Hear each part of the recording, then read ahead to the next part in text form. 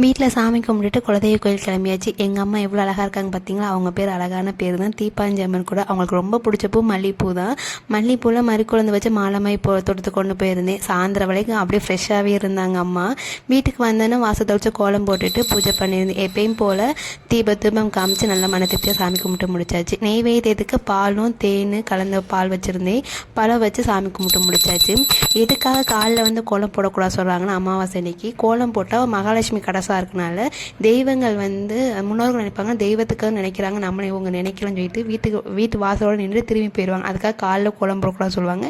Evening வழக்கம் போல் வாசத்தை வச்சு கோலம் போட்டு சாமி கும்பிட ரொம்ப விசேஷம் சொல்லுவாங்க. அப்படி தான் நான் ஃபாலோ பண்ணிக்கிருக்கேன். அதில் காய் இல்லையே சொன்னீங்களா, சாமி கும்பிட்டுட்டு பக்கத்தில் உள்ள கடையில் போய் தேவையான காய் மட்டும் வாங்கிட்டு வந்துட்டு சூடாக டீ போட்டு குடிச்சிட்டு கொஞ்சம் அடுக்கி வச்சுட்டு அதுக்கப்புறம் நைட்டு நான் சாப்பிட்டு தூங்க போயிட்டோம். இந்த வீடியோ பிடிச்சிருந்தா சின்ன லைக் கொடுங்க, மறக்காம சேனலை சப்ஸ்கிரைப் பண்ணி பாருங்கள். நெக்ஸ்ட் ஒரு வீடியோ பார்க்கலாம். பாய்.